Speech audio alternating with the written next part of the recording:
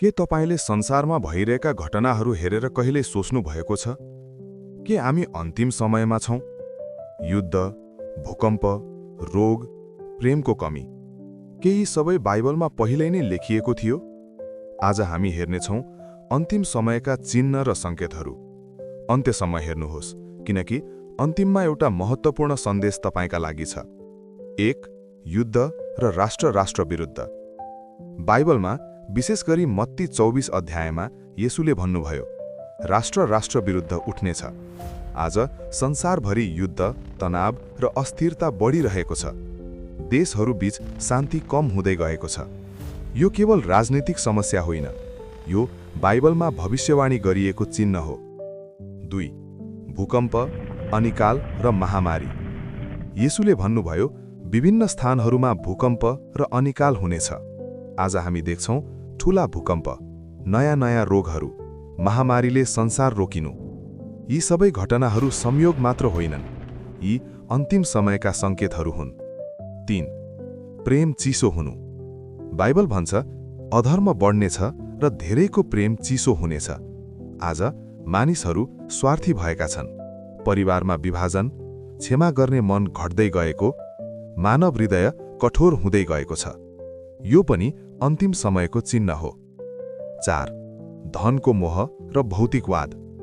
आजको संसारमा धेरै मानिसहरूको लक्ष्य केवल पैसा र सफलता भएको छ।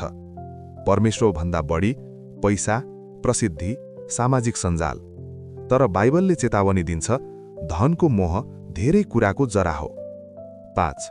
झुटा भविष्यवक्ताहरू।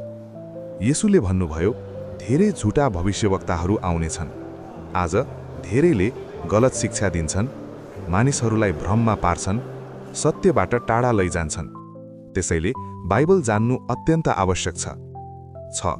सुसमाचार संसारभर फैलिनु।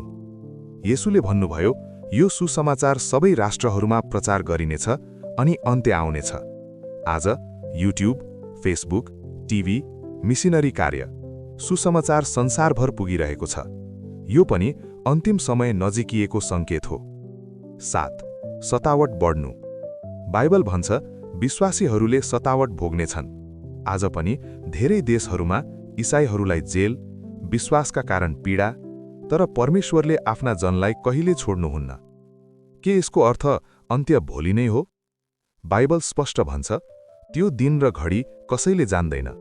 हामी मिति जान्दैनौं, तर चिन्हहरू देखेर समय नजिकिएको बुझ्न सक्छौं। तपाईका लागि सन्देश, यदि यी सबै चिन्हहरू सत्य छन् भने हामीले के गर्नुपर्छ? 1. पश्चाताप गर्नु। 2. परमेश्वरसँग सम्बन्ध बलियो बनाउनु। 3. प्रार्थनामा रहनु। 4. तयारी रहनु। अन्तिम समय डरको कुरा होइन, तयारीको कुरा हो।